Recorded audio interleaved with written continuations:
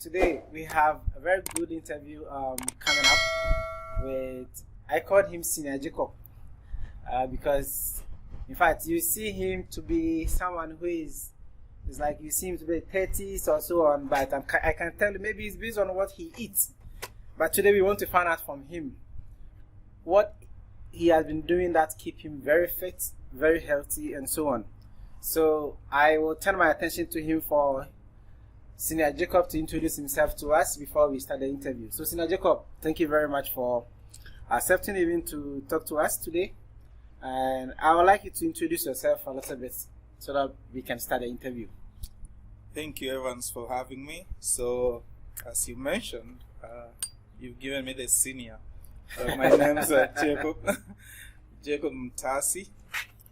Wasike is my dad's name, so I tend to use more Mtasi than Wasike. I'm old enough. But you don't look like someone who's old. We'll talk about that as we go. I've lived long enough. And yes, and I live here now. I don't know if you wanted to know a little bit of my background. So I was born in Kenya, migrated to the US, lived in the US for about slightly over 14 years. And now I'm here in Canada. This is about my 7th year in Canada. Been to Toronto en route to Alberta. Well traveled. Actually globally, not just the US and Canada. And I think.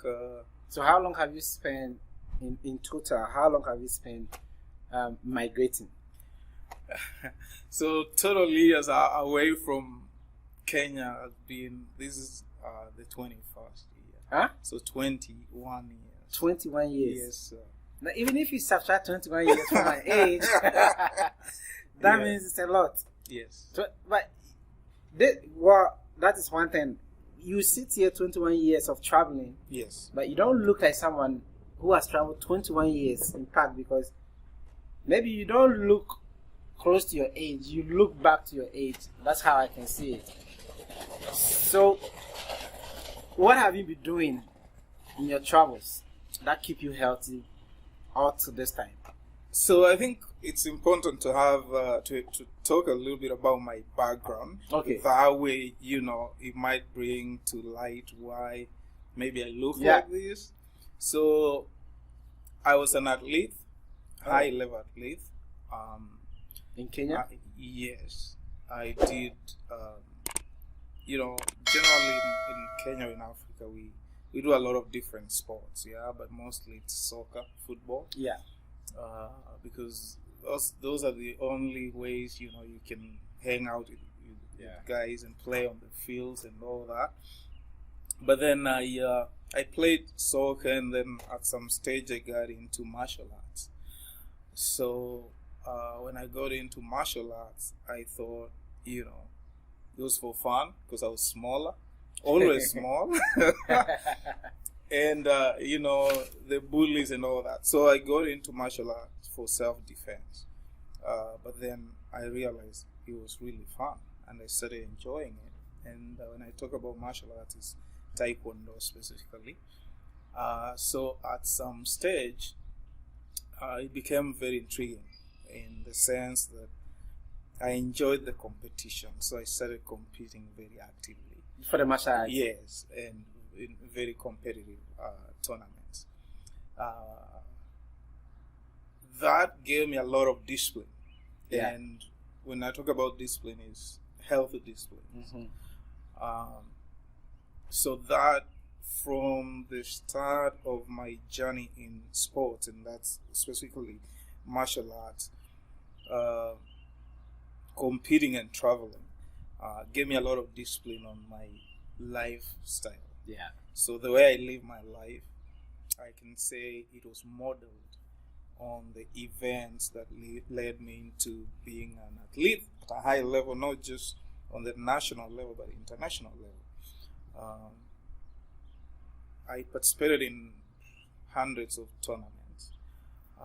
Actually, to mention something on top of that, I have a degree in martial arts. We call it, when you have a first. You have degree in martial arts. Yeah. So if you have a black belt, the first black belt is called first degree black belt. Mm-hmm. So second degree black belt all the way. So I have a third degree black belt in Taekwondo. Then we can open business. Huh? We can open a business here. Possibly. Wow. But we can talk about that. So that's what actually made my travel. I traveled a lot while I was actively competing in sports, in Taekwondo specifically, and then that was actually even the part and reason why I migrated to the US. Oh, yes. So you did not go to US purposely for employment, but you went because of sporting activity, yes, and so on. I actually traveled to the US to participate in the US Open Taekwondo Championship, and we had gotten an invitation as a country, and so they had to take the best of the best to come showcase our talent from Africa. So I got that opportunity. I was one of the few privileged to travel. We couldn't travel as an entire team because Taekwondo then we used to have 8 weight categories, but now after the Olympics came up in 2000 Sydney, they had to shape the weight categories into 4. Mm-hmm. So traveling was entirely based on sports. Yeah, I think you have more than enough experience to talk about health. Yeah. From your background and what you've been participating in. I never ever thought you were that martial arts person. I've never even thought about that before. And so you just mentioned. So with all your experience, how will you define what health means? I would say the official definition of health, which talks about the perfect state, or the state of physical, emotional, and social well-being. To me, I look at health as being physically, mentally, emotionally, and spiritually well, with the absence of disease. And I relate so much health to lifestyle. Okay. Because the lifestyle you live is what determines your health. All right. So we can put any definition we want, but eventually, how are you living? Yeah. That determines or gives you the health you want. So how do you see the mental, the physical, the emotional, the spiritual aspect? How do you see them? To what extent do you believe that they come together? So it differs because we are all different. We have, when you talk about the physical well-being, it mostly relates on how our physical body is, and so what do we put in our body? So that again goes to eating habits and exercise and all that. Emotions is more mental. How do we then keep our mental health right? Yeah. And then spiritually, it's about belief. What do you believe in? People believe in different things. Mm-hmm. Personally, I believe in faith in Christ. So I think I put a lot of focus on that, because for you to have your emotional well-being, there's a connection between the emotional well-being and the spiritual well-being. Okay. That's according to me. So all these things coming together means that you are living and trying to achieve a healthy lifestyle. It's a journey, and it has to be a combination of those things. It just cannot be one thing. So it's not about diet? Diet comes in big time. Okay. Exercise comes in big time. I will come to exercise because I realize you have more to talk about exercise. Yes. So what do you do? What is one thing that you do to keep you healthy? So routine is important.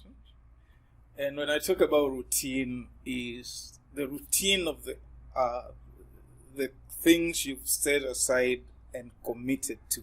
So one thing I do is, I wouldn't say just one thing. It's a combination. So I eat right and exercise. You eat right and exercise. I eat right. And when I say I eat right, again, that will be left to people's it's definition. contextual, right? Yeah. That is according to you. Yeah, because according to me, and that's what has kept me in this shape and how I look like. But I think right diet, however you want to put it, people will take Mediterranean diet, people will just do all natural food, whole food, all that. So that's up to individuals, because again, our bodies respond differently to whatever we eat. But eating right is key. Exercising is key. When we talk about exercise, again, people think about just being in the gym, lifting the weights and all that. But that's not the whole way of exercising. You can be taking your walks, you can be jogging, you can be, there's so many ways of exercising. And when we talk about exercising, we're also talking about, how is your body responding to your, your energy? How is that? Is it in proportion? Because you can think you're very fit, but then, when it calls for a sprint, you're in deep trouble, right?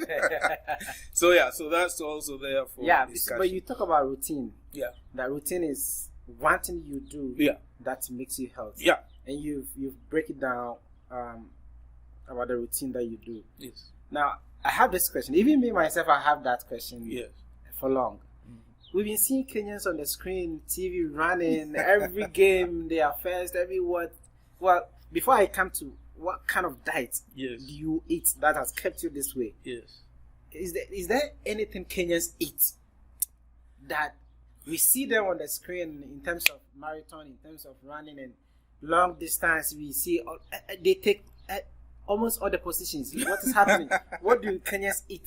So it's a similar question like, what do Brazilians eat to be good soccer players?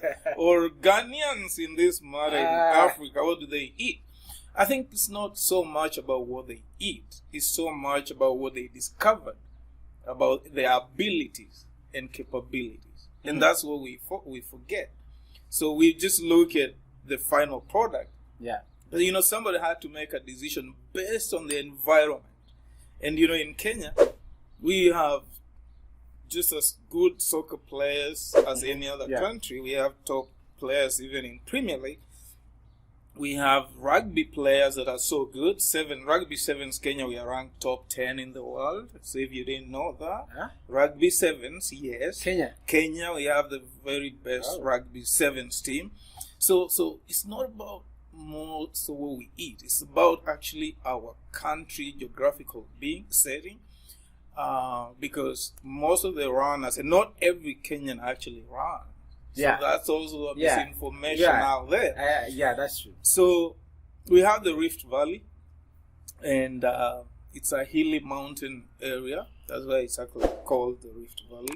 So this particular group of people who come from that place used to go herding, taking cows out, wherever, cattle grazing and stuff like that. And they go way far away, and they would be running back, and so as if you observe very well, they are very lean. Very lean. That gives you the structure of running. And so not specifically what they eat, but obviously even in Ghana and most of the African countries, all the food we eat is more organic. It's original food, so I think they discovered their talent and abilities, what they are good in, and they utilize it. So most Kenyans discover that, and they do that. They run, and that's why I'm saying we because I'm Kenyan and Canadian, so I must just put that boundary. But so they they become the best in the world because they chose to do that, and it's because of not necessarily what they eat, but they discovered that the talent they have is based on. So it's all about discovery. Yeah. So it's not about the humidity that we have in Kenya, because sometimes I just don't understand what kind of air do they breathe. Like, these guys keep going because when you see someone running Yes. and the person is panting, Yeah. it's like wow, it's a different air the person is breathing, but it's different from Kenyan. So that is very. It has been a question. I believe not only in my mind, but a lot of people are asking this: what do Kenyans eat? But you see, you also have to understand the humidity and the temperature, the weather conditions in Kenya are just as similar to Uganda, Tanzania, most of the East African countries, Rwanda, and all that. But running, they have a lot of running camps, training camps, and like the mountains and all that, helps a lot. But we have countries that have those mountains, but I think it's the decision, the choice. Just like I referred to Brazil, they choose to focus more on soccer or football than running. But Kenyans are good with that. Yeah.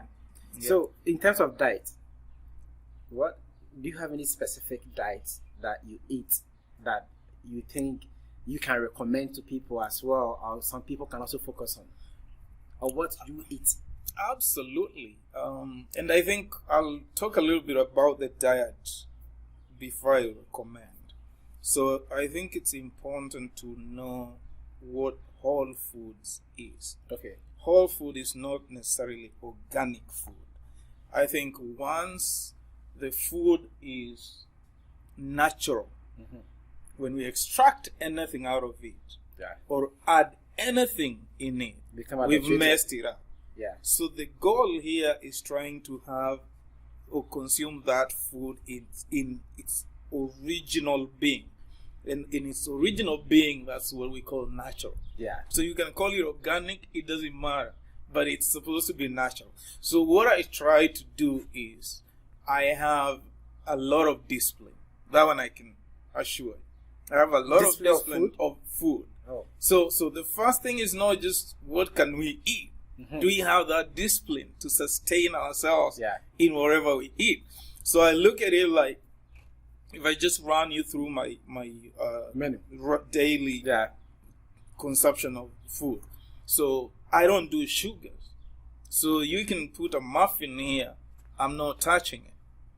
You can put cakes, I'm not touching that. You can put any cookies, I'm not touching it. And that's discipline. Not that I have any issues with that food, but I just feel like it's not good for me. So that's one. Secondly, I do less salt in my food. Less salt. Then I don't do dairy. So the milk I do is almond milk. You are giving serious insight. I mean, you ask what I do, right? Yeah, and you need that insight. So that's exactly what I'm saying. Very good for us. So how about meat? You cut on red meat. Eat what more meat? So we're talking fish, chicken, turkey, than pork, beef. You know what I mean? So those are some of the things I do. I do green tea a lot. I'll do green tea. I use honey or which is natural honey or raw honey. Okay. Yes, because it's good. Yeah. And so those are some of the things I do. Leafy vegetables. Leafy. We're talking about kale. We're talking about spinach. We're talking about all those type of leafy veggies. I honestly eat kale, I think, at least once a day. Every day. Kale. At most, kale.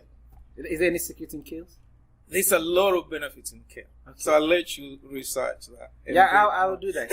and because, look, for what you're talking about is very serious, and it's very good that you're opening and unravel some of these things to whoever is watching, because it's very, very important for... I don't know, did you get all these ideas from your sporting time, or you were taught? So we had a lot of discipline when it came to the diet, during our peak years of competitions. But then I also developed the interest, because every time I would think about, am I going to be in this shape forever? That was always a question. And actually, you see a lot of athletes, professional athletes, maybe basketball, NFL, whatever, tennis, all these pros. Immediately they retire. 2 years after retirement, huge difference. Huge difference. There's right? a gap. Yeah. So my question was, am I going to be the same? When you retire. Because I was not going to do martial arts forever. Yeah, that's true. But then, I always enjoyed and liked to see how my masters, the senior guys, looked like. They looked like they are young and in shape all throughout in the late 50s, 60s. So that gave me two options. I either choose the way of a healthy lifestyle by choice and commitment, or I live free and die. So there's that live free or die. The state of New Hampshire in the US has that on their plate. It's live free or die.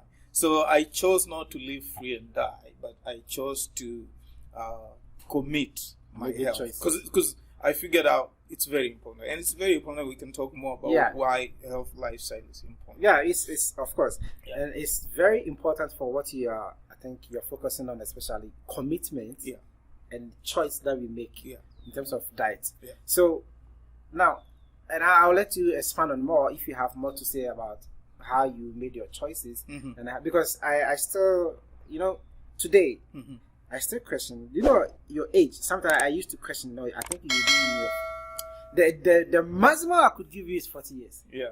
But I think, that is to me, the maximum I could owe. Yeah. So for the sake of the viewers, I'm not going to, I understand that one. to put it out there, but I'll say this. I'm over 45 years old. Huh? So I'm over 45. No. Yeah. No. I'm way out there. No. So you can guess, keep going. No. Yes. Over 45? Yes. I think maybe. Well, then you have to give us the secret behind all this. But before the secret, yes. Do you avoid certain things that can break you down in terms of health? What do you avoid? Oh man, so we can talk about the things I avoid in terms of food, which I had already mentioned, like the sugar, the meats, and all that, the starchy food, and we Africans, we like fufu and all that. But you can also eat in moderation. But the other things that you have to avoid is toxic relationships. Toxic relationships. These are healthy. These are, you cannot be. What frequencies do you tune in? Who do you hang out with? What are they talking about? So what are these things that influence you every day? Because if I'm hanging out with people who are giving me pressure and just tension and worry and fear, and I'm stressed out, I'm not gonna be healthy. But you wanna have relationships that give you peace, that you can have joy. You know what I mean? So if you have that, you're good. Also, besides just how is your faith? Because I strongly believe in faith. My faith gives me a lot of peace, and as long as you have peace, then I strongly believe you're having a very good mind to stay. Yeah. So if you talk about toxic relationship, are you talking about family, friends, or which people? It's across the board. Because even if it's a family and they're toxic, they're not giving you peace, then why should I hang around somebody who is not giving me peace? I mean, I'll always respect the fact that we are family, but I don't have to be around that. You get we're talking about even colleagues, work relationships. Relationships. And I hope one time you give me an opportunity to talk about relationships. Of course, we have that second interview on relationship. So friends, because in this life you always have friends. Yeah. The friends you choose determines a lot. We talk about, if you want to be a millionaire, hang out with millionaires. If you want to be healthy, hang out with health folks. So most of my friends are either athletes, they work out, they have they model what I would love to be. And so that helps me. So relationships based on generally attitude, because if you're gonna convince me, let's go have a burger after this interview, I'll tell you no, bro, no, you know. Yeah, it's very so, true. so that's relationship Yeah. right there. Yeah. So it's across the board, whether it's co-workers, whether it's family, whether it's even girlfriend, wife, whatever. Those things are important because your partner can influence a lot Yeah, it's very true. in your life. It's very So how do you handle that? So there's some balance to that, but yeah. So, like, we see you to be that physically fit, and I imagine, like, I don't even understand when you say 45 and above. I just don't want to believe. Yeah, but I have to I'm believe. too old, yeah. Did you ever make a choice, a bad choice, I think in terms of how it affected your health, your emotions as well? you see, in this life, bad choices are definitely bound to happen. Because we can't control everything. Yeah. Unfortunately. It's nature. Yeah. Bad choices happen. One specific, choice that I made. No, I don't have. Especially the one you made that you regretted. In terms of health. Just a few times when we cheat on food. Of course. And yeah, so those normally puts me back into like, no, this is not right. When you have an injury and you can't exercise, that's tough, although it's not a choice you made. But I think maybe the choices I made that affected me most is not even the physical and the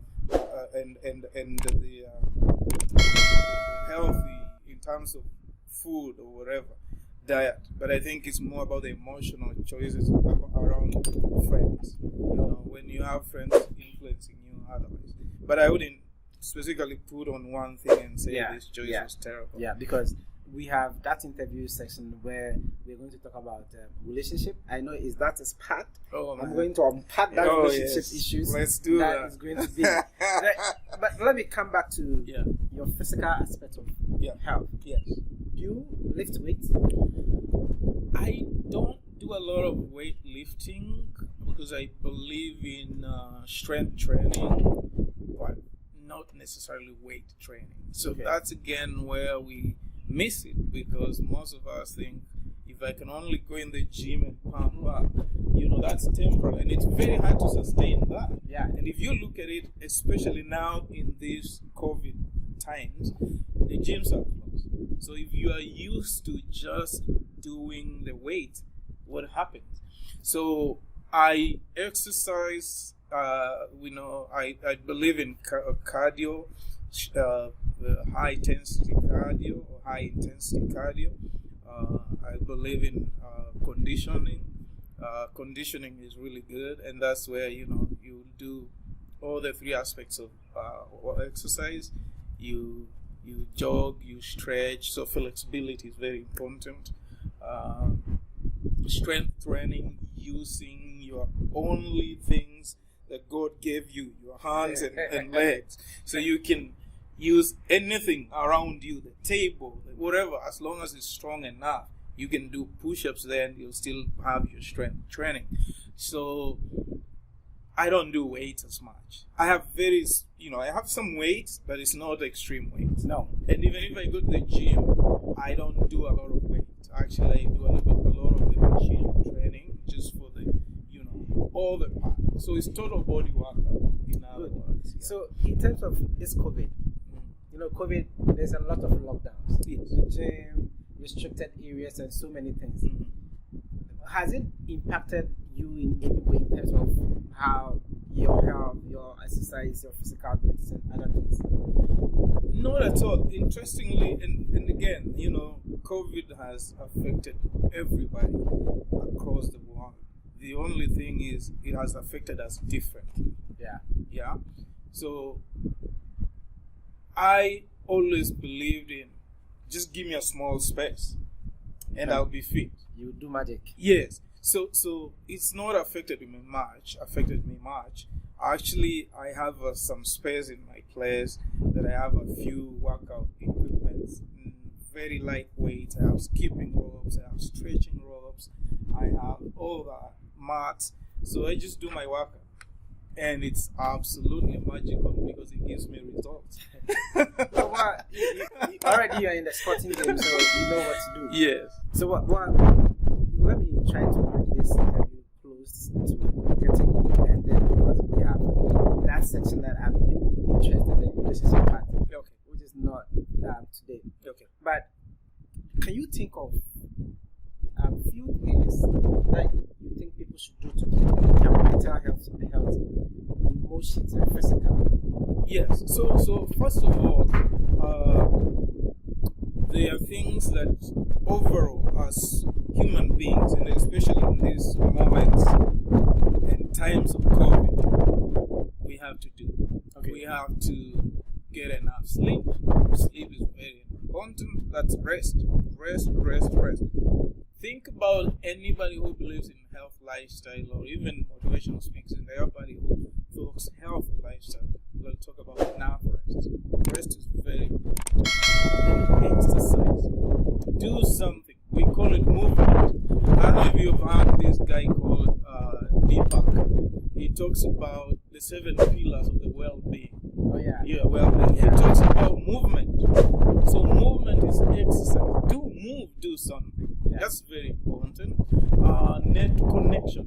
Connect to the family. Connect with the people you value, you appreciate, and that's part of the self-care. Yeah. So self-care means you have somebody you can talk to, right? You have somebody who can be there for you, family, colleagues, friends, because you're enclosed in, you're in lockdown. Yeah. Talk to these people. They help you emotionally and mentally because we stress out. It's a stressful time. Yeah. So we need those things. We need enough rest, we need to exercise, and more importantly, eat right. Eat right.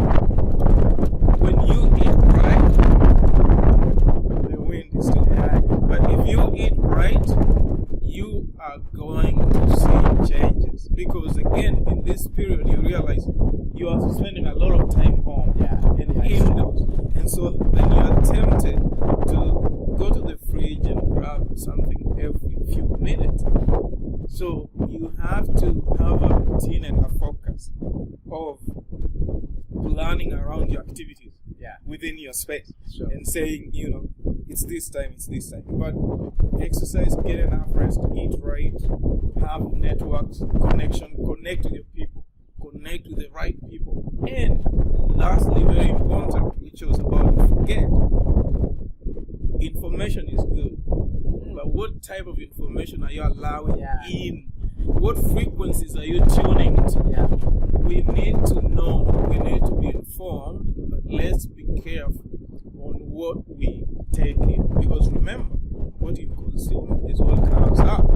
So let's get the right information from one source if possible. We can read, we can watch news, we can do all that, but let's not be too obsessed to a lot of information that can be overwhelming, because we get overwhelmed with a lot of, and that affects our mental well-being, because then you're stressed out, wondering what's going to happen next. You're trying to look for solutions and you have no clue even how and where to get the answers to. So minimize the information you consume, get limited information but correct information from the right sources. You have to sieve it. You have to sieve the information. Yes, and then use that information. Get the information from the government website and stick to that. The source that is good for everybody. And then follow the rules. Observe the rules. Just, it's very basic. Life sometimes is made so complicated because we always, as human beings, we want to question things. But the experts have told us, wear the mask and keep distance and do all that. Just do that and then listen to what they're telling you. And then there's a lot of conspiracy theories out there. And so when you're tuning to that, you're likely to be so overwhelmed and stressed out, and that affects your mental health. Very well. Yeah. So, Mr. Jacob, we would like to thank you very much, and especially the information you've shared with us. It's very, especially the diets, the food, and almost everything that you unpack right now is very, very heavy. I have to listen to the video again myself. But always remember water. I forgot that. Oh, to yeah. mention water. That's Water is true. key. It's life. Drink lots of water Yeah. throughout. Yeah. But I think you've given us a very good insight about what you do, Yeah. and what you think and what you suggest and your opinions to be good for most people or whoever participates. Thank you very much for your time. And I'm telling you, especially with the interesting interview you've given us, I'm looking forward to see the relationship and how it will be. I know it's going to be a serious one that we are going to hear. Yes. So I will thank you very much for the time. And then I know I'm going to see you soon as well. Thank you. Thank you I very appreciate much. it. Take care. If you are watching this interview, don't forget to subscribe and to share the interview with your friends, your family, and whoever. Because there's a lot of information in this interview about so many questions that people ask me. Now, some of the questions have been answered here. I don't need to even explain it again. So don't forget to subscribe and to click the like for us and to share. And that is very important to us. Thank you very much for your time, and then see you soon for the next interview.